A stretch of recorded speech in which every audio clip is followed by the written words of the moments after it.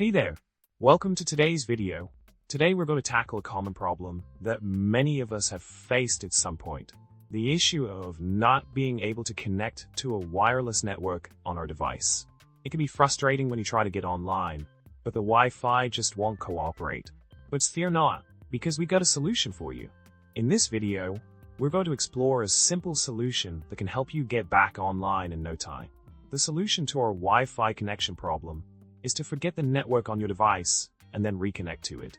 This process can help resolve any issues with the network settings and establish a fresh connection. So, the next time you're having trouble connecting to a Wi-Fi network, just remember to forget the network and reconnect. It's a quick and easy fix that can save you a lot of hassle. To sum it up, encountering Wi-Fi connection problems can be frustrating, but with the simple solution of forgetting and reconnecting to the network, you can get back online smoothly.